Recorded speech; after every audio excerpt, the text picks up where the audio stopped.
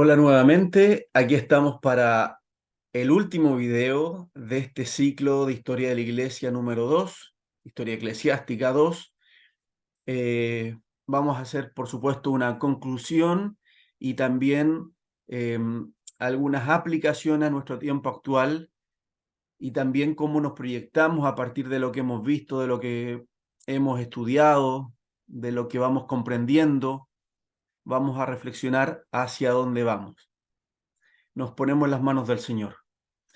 Padre Celestial, en este momento le damos gracias, Señor, por tener esta posibilidad de llegar a un cierre de este curso. En sus manos pongo mi vida, rogando que usted, Señor, tenga todo el control y sea usted quien hable a cada uno de los que van a oír esta, esta conclusión, este cierre a este curso, Padre. En sus manos pongo todo y le doy gracias por lo que usted nos permite llevar a cabo. Por Jesucristo y para Jesucristo nuestro Señor y Salvador. Amén. Muy bien, vamos con una conclusión en base a este apoyo visual que dice ahí características de la época actual. ¿Cuál es la época actual? No podemos olvidarnos, se llama posmodernidad.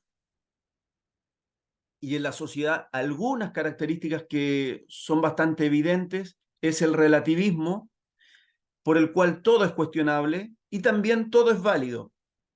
No es que todo sea cuestionable porque tiene aspectos negativos, también se ve como que todo es válido, todo puede ser positivo. O sea, el relativismo no es solo en un sentido de cuestionar, de atacar, que es una tendencia de estos tiempos, sino que también de validar, de respetar. Así que es ambivalente la posmodernidad en el sentido del relativismo. Hay una tendencia a la flexibilidad. No es como la época moderna que era todo rígido, el racionalismo, una sola verdad, una imposición de una forma de vida para todos.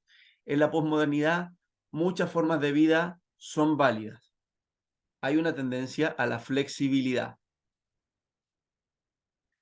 Segundo, una búsqueda desprejuiciada de respuestas. ¿Por qué desprejuiciadas? Porque el ser humano actual de esta época posmoderna puede probar en distintas, por ejemplo, expresiones religiosas de manera desprejuiciada. No asume que una es verdadera y todas las demás son falsas, sino que es bastante ecléctico, es bastante diverso en buscar respuestas, en buscar dirección para su vida.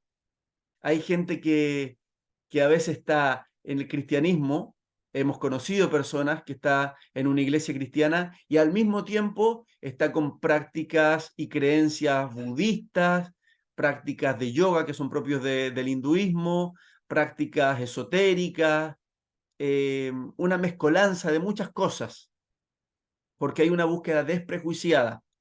No es una verdad única, sino que se busca en distintas opciones, digamos.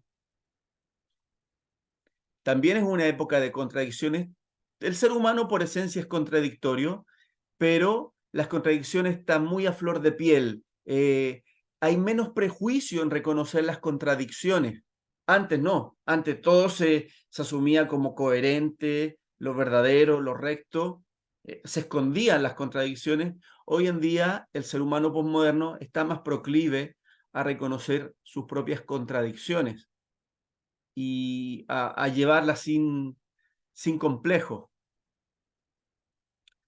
Hay un extremo individualismo, la vida tiende a estar muy centrada en el individuo, por ahí algunos lo entienden como humanismo, está todo muy centrado en el hombre, en el ser humano.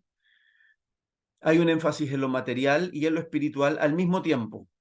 En lo material, la época de consumo en la que estamos, la era del consumo, consumismo, el materialismo, la importancia del dinero, de lo que se adquiere, lo que se puede comprar y tener, porque para muchos eso es una fuente de identidad, de poder,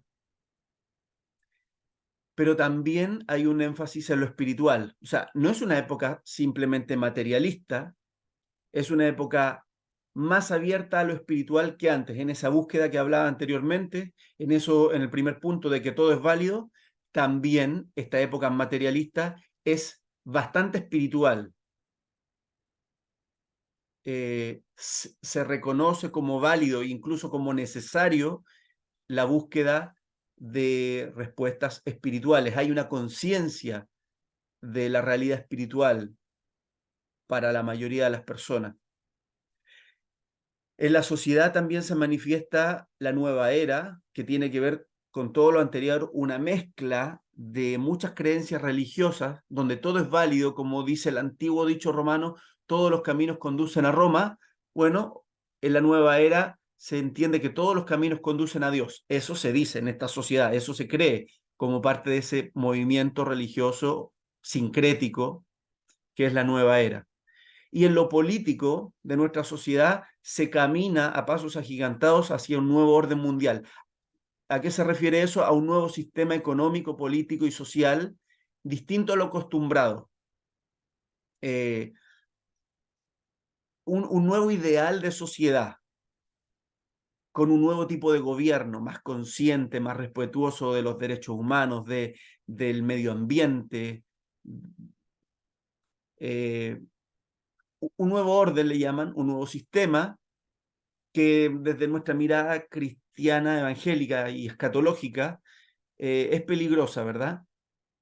Es peligrosa porque entendemos que ahí se ampara la aparición del anticristo, pero por otro lado, no debería darnos temor, ya que eso está anunciado desde hace siglos y no nos debería sorprender que aparezca un nuevo líder mundial. Pero en la iglesia, que es lo que nos interesa, ya que todo esto es para entender mejor el desarrollo de la iglesia en los siglos. ¿Cómo es la posmodernidad en la iglesia? Hay una tendencia a ser conservador. ¿Por qué? Porque ya que hay tantas influencias distintas, sincretismo religioso, opciones diversas, enseñanzas que uno percibe que pueden estar tergiversadas, que se pueden alejar de la sana doctrina, el cristiano promedio tiende a replegarse, tiende a ponerse a la defensiva y volverse a lo antiguo y mantener una postura conservadora para frenar el avance de los tiempos que van cambiando tan aceleradamente. Una tendencia a lo conservador que también es una tendencia a la rigidez. Aquí hay una contradicción con nuestra época posmoderna que tiende a la flexibilidad. Nuestra reacción eclesiástica en muchos casos es a lo conservador y a la rigidez. De hecho, aquí no puse la palabra, pero calzaría muy bien fundamentalismo. Ahí se ampara el fundamentalismo. Como todo se está desmoronando, como todo deja de ser como era antes, el concepto de familia, el concepto de masculinidad, se cuestionan tantas cosas, todo está en peligro, entonces nos ponemos más cerrados y más en una postura de rechazo hacia el mundo. Ese es el fundamentalismo. A veces de lo conservador que tendemos a ser los cristianos, nos podemos pasar a fundamentalismo evangélico, que es un tema para analizar, pero aquí por lo menos lo dejo enunciado, que nos tiende a ser rígidos, implacables, duros. Sigamos. Segundo punto, falta asumir las contradicciones. Nosotros como iglesia también tenemos contradicciones, como cristianos, como personas. No tenemos todas las respuestas de interpretación, de contextualizar el Evangelio, no tenemos todas las respuestas. Es un trabajo de largo plazo. Tenemos cosas a veces mal aprendidas, que las replicamos, y tenemos contradicciones. Entonces, las tenemos asumidas. Aquí nos falta asumir nuestras contradicciones, ser quizás más humildes en que somos cristianos, eh, reconocemos a Cristo como la verdad, le seguimos a Él, pero en nosotros mismos hay falencia, hay ignorancia. Entonces, cuidado con los sesgos cognitivos. Es cuando una persona tiene una tendencia a pensar de determinada manera, por ejemplo, a ser conservador, y cualquier noticia, por ejemplo, una fake news, una noticia falsa, que fortalece mi postura conservadora de rechazo hacia el mundo, yo la tomo. Pero era una noticia falsa y yo la tomé. Entonces me estoy dejando llevar por mis sesgos cognitivos, por mi mirada prejuiciada de la sociedad, de la historia, de los acontecimientos, y fortalezco esa idea. Mire, lo voy a graficar así, un hecho real. Eh, Estoy en un WhatsApp de pastores, y hace tiempo atrás un pastor compartió fotos de una caja de Barbie abortista.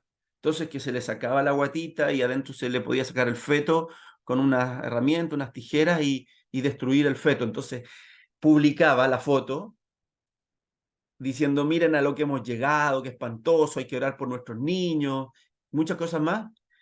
Pero mi esposa buscó en internet que no era una muñeca real de la compañía que fabrica esas muñecas, sino que era una obra de un artista polémico, un artista de estos que les gusta ser transgresor, ir contra la corriente, que hizo intencionalmente una Barbie así, no para que saliera al mercado, sino como una obra de su arte, digamos. Ustedes saben que hoy en día todo es válido también en el aspecto del arte, algo que a uno no le guste, pero ese artista, ese diseñador, diseñó esa muñeca con esas características, no para venderse, sino que para mandar un mensaje, ¿ah? De cómo, no sé en realidad cómo lo puedo interpretar yo, pero era una obra artística de él, ese es el punto.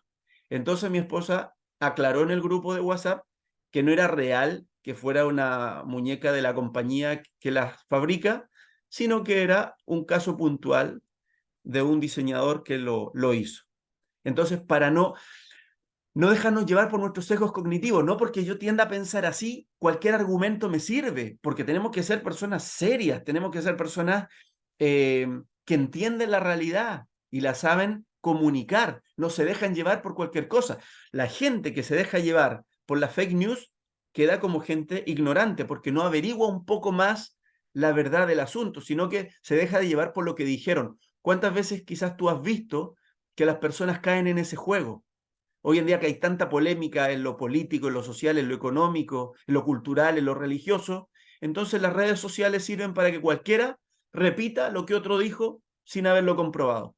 Esos son los sesgos cognitivos. Cuando me dejo llevar por mi prejuicio, por mi tendencia, por lo que a mí me da la razón, pero ni siquiera sé si es verdad o no. Eso no debe ocurrir en el cristiano, pero tenemos la tendencia. Hay que tener cuidado. Hay que tener cuidado a esa rigidez, tener cuidado de esos prejuicios. Igual en la iglesia hay una tendencia, como tercer punto, a cuestionar las cosas que antes no se cuestionaban. Dice ahí, se cuestiona todo. Antes no se cuestionaba, por ejemplo, las versiones de la Biblia. Ahora que hay tantas versiones nuevas, hay un cuestionamiento de las antiguas, de las nuevas. ¿Qué otra cosa? También hay un cuestionamiento al ministerio de la mujer, ¿verdad? Para algunos es muy normal y va avanzando, pero para otros no, es algo malo. Hay un cuestionamiento a la forma de hacer culto, eso, bueno, eso ha estado siempre. Hay un cuestionamiento al diezmo, al dar o no dar, ¿verdad? Al diezmar en este caso. Prácticas que son frecuentes en nosotros, por siglos incluso, pero se cuestionan. Ahora, si dentro de la iglesia, también hay cuestionamientos a las interpretaciones bíblicas, interpretaciones acerca de los últimos tiempos, de distintos elementos que antes no nos habíamos cuestionado, ahora se cuestionan. Entonces, si eso está también dentro de la iglesia, la tendencia a cuestionar teológicamente muchas cosas, ¿eso es malo? ¿Nos hace replegarnos más, ponernos a la defensiva, tener temor? ¿O entendemos que es válido, es legítimo, que hayan cosas que se revisen, porque quizás nunca han sido revisadas, nunca se nos ha permitido preguntarnos por qué creemos esto? ¿Habrá que tener miedo al cuestionamiento? Cuarto punto, énfasis en lo estético y en lo tecnológico. Ya hablábamos de eso en el video anterior. Hay un afán aspiracional, también lo mencionamos.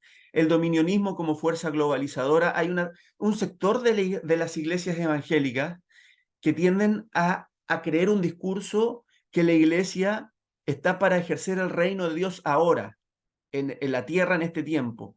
El reino ahora es otra forma de llamar al dominionismo.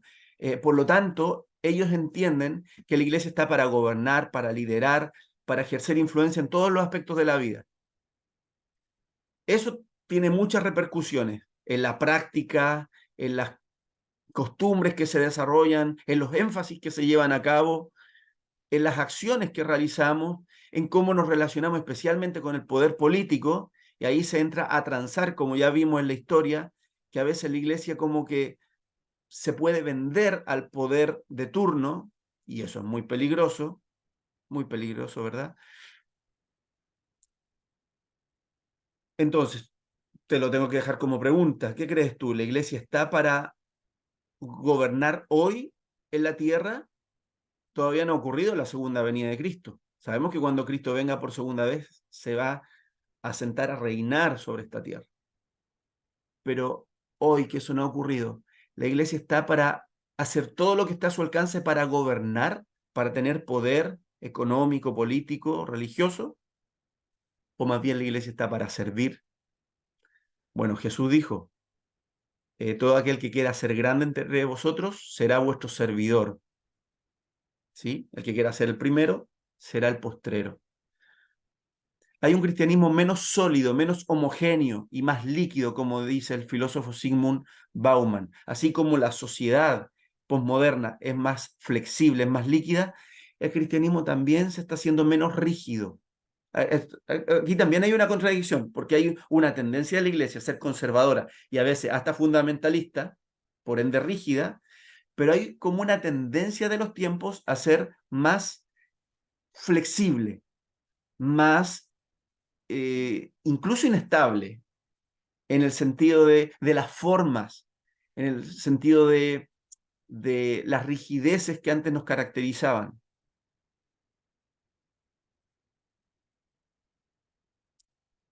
Muy rápidamente, hay una pregunta que yo me tiendo a hacer en estos tiempos: ¿qué es el Evangelio?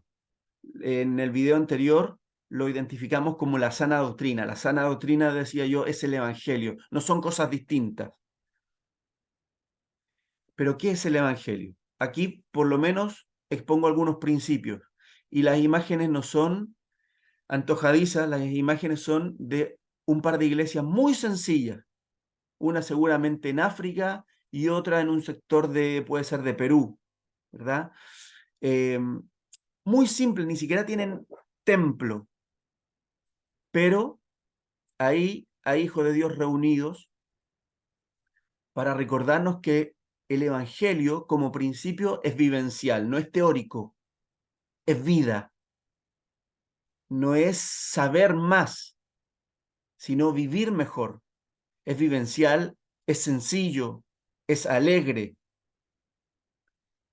es generoso, tiene poder espiritual, se transmite con el ejemplo de vida, más que con discursos perfectos, palabras pulidas. Con ejemplo de vida se transmite el Evangelio. Es colectivo más que individualista, tiene sentido de cuerpo. Predomina en el Evangelio un espíritu fraternal por sobre lo vertical. Las organizaciones, aún las cristianas, tienden a organizarse y por lo tanto tener una jerarquía. Y entendemos que a veces es natural que tenga que haber un liderazgo y incluso mandos por sobre ese liderazgo pastoral, por ejemplo. Obispos, por ahí le llaman, apóstoles, en otros lugares le llaman, ¿verdad?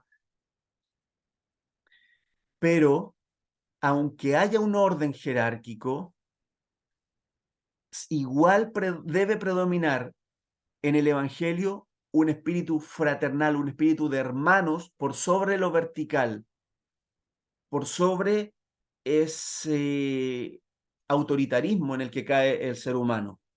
Se puede ejercer autoridad sin ser autoritario. Se puede ejercer autoridad sin ser déspota, sin adueñarse de la gente.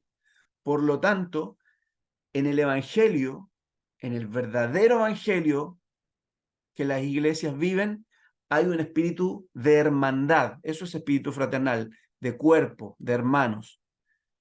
Es el Evangelio el que produce iglesia, no al revés. La organización eclesiástica no puede producir el Evangelio. El Evangelio genera una iglesia verdadera, una iglesia viva. Por eso tengo como pregunta que yo me hago y les trato de transmitir a ustedes, ¿qué es el Evangelio? Aquí hay características fundamentales, pero ¿lo estamos viviendo o tenemos más organización religiosa, normas, estatutos, doctrinas y por tanto rigideces que debemos seguir, o tenemos una vida que nos caracteriza y que nos hace estar contentos, entusiasmados? Son dos cosas muy distintas.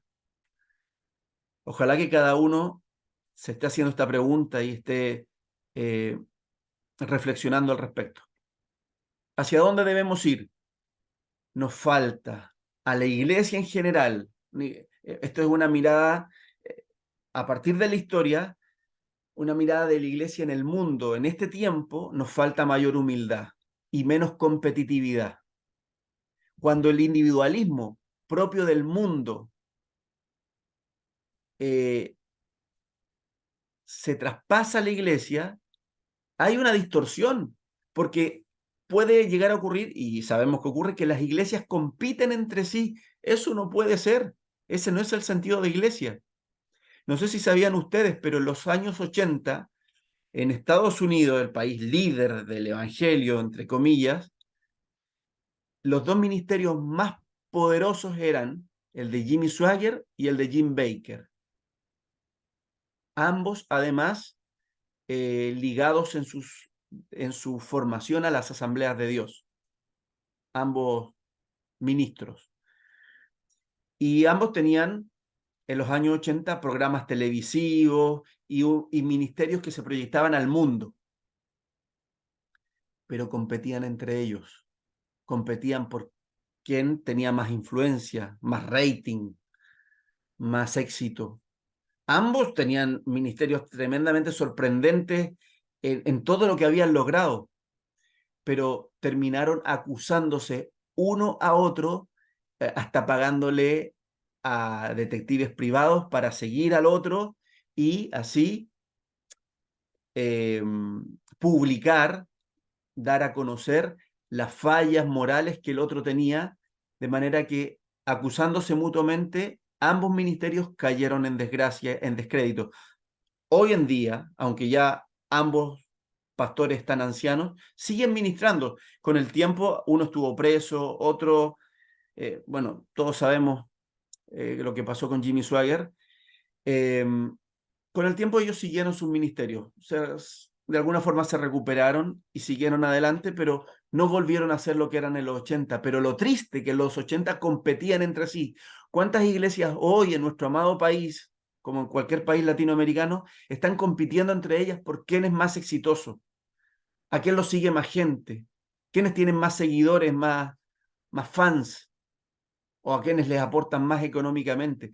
El ministerio del siervo de Dios, el ministerio de la iglesia, no puede, no puede ser con este espíritu competitivo, tiene que ser con un espíritu de cuerpo, porque en realidad no es el evangelio, si es tan individualista, si es tan centrado en la persona. Así que Dios nos ayude a superar esta gran falla. Nos falta más unidad. Nuestra comunión es en Cristo, un trabajo mancomunado. No que cada iglesia trata de desarrollar sus planes excelentes, pero en forma aislada, sino que logros como cuerpo, que el cuerpo de Cristo se manifieste en esta época, en nuestros tiempos, tiene que ser nuestro clamor delante del Señor. Nosotros debemos estar dispuestos a eso. También hace falta un cristianismo reflexivo, como decía el autor Os Guinness. Un cristianismo que piensa, porque dice, amarás al Señor con toda tu mente. Entonces, ocupa tu mente para pensar la fe, el evangelio, lo que Dios quiere de ti, qué cosas debes cambiar, cómo entender mejor la palabra, entender la historia de la iglesia, un cristianismo reflexivo. Debemos ir también hacia un nuevo estilo de pastorado, no tan egocéntrico. Podemos avanzar en una nueva forma de hacer iglesias, podemos cambiar formas culturales de la iglesia, no hay problema, pero eso no es lo prioritario. Y si lo hacemos, que sea con la motivación correcta, que no es destacar nosotros, somos los más originales, somos los más cool, sino que simplemente hacer la voluntad de Dios en lo que Él nos llama a cambiar, a mejorar, a innovar, pero no queriendo ser, como decía alguien por ahí, la última Coca-Cola del desierto. Ese no es el objetivo. Dice también, debemos avanzar a un mayor impacto social. Es bueno ser relevante, una iglesia con influencia en la sociedad, está bien, Dios nos ayude a lograrlo. Un realce de la ortodoxia o de la sana doctrina, la enseñanza correcta, el evangelio no con distorsiones, tener más purificada nuestra teología. Para eso tantas personas hoy en día estudian teología, ¿verdad? Estudian la Biblia. Debe haber un realce de la ortodoxia, comprender mejor lo que debemos creer, y ahí tú puedes pensar, como dice al final, qué más puedes agregar, en qué otros aspectos debemos mejorar, avanzar. Miren, quiero despedirme con esta imagen sorprendente de una ruca mapuche en la isla Huapi, en plena zona de pueblo mapuche. La iglesia metodista pentecostal del circuito de Carahue tiene este templo que, bueno, ahí hay un letrerito en la entrada de la ruca que quizás no se alcanza a leer, pero dice Iglesia Metodista Pentecostal del circuito de Carahue. En ese lugar mapuche, la iglesia, una iglesia pentecostal criolla como es la Metodista Pentecostal, levantó este templo que es una ruca, pero es dedicado a Dios. ¿Por qué termino con esto? Porque aún nuestro evangelio pentecostal criollo, que están apegados a ciertas tradiciones, muestra acá una apertura de mente, una apertura de espíritu para tener un templo a Dios de acuerdo a la cultura de esa zona y no imponerles un modelo de templo característico como lo tienen en las ciudades, sino que adecuado al contexto cultural de ellos. Esto refleja un corazón muy abierto al pueblo que está ahí, y seguramente que los miembros que asisten deben ser en su mayoría mapuches, pero habla muy bien de la Iglesia Metodista Pentecostal que sean capaces de tener templos de este tipo en esa zona. ¿Por qué? Porque habla de flexibilidad cultural, no de un modelo rígido que se impone, porque al final lo importante no es la arquitectura del templo, sino que las características que se viven en esa comunidad en torno a la fe en Jesucristo. Por lo tanto, esta imagen te puede hacer pensar cómo vivimos el Evangelio y cómo nos proyectamos a compartirlo con otros. No quiero ahondar más en eso para no alargarme, pero tú ahí lo puedes meditar y dar gracias a Dios por que existan templos como este en esa zona. Gracias al Señor por lo que Él hace con sus hijos, con su pueblo, llegando a tantos lugares diferentes. Dije que iba a terminar con eso y acá tengo una declaración del filósofo cristiano ruso Nikolai Berdyaev, que dice: ha llegado la hora en la que después de tremenda lucha, después de una nunca vista descristianización del mundo y de la liquidación de todos los vestigios de ese proceso, el cristianismo se levantará en su forma pura. Entonces se verá claramente con quién y contra quién está el cristianismo. Y este será entonces también, nuevamente, el único y último refugio del hombre. Cuando se haya operado la purificación, se verá claramente que el cristianismo está por el hombre y por la humanidad, por la valorización y la dignificación de la individualidad humana. por la libertad, por la justicia social, por la fraternidad de los hombres y de los pueblos, por la instrucción y la clarificación, por la creación de una nueva vida. Solo el cristianismo está por todo esto. Amén. Así sea. Con esto terminamos. El Señor les bendiga a cada uno. Gracias por su atención.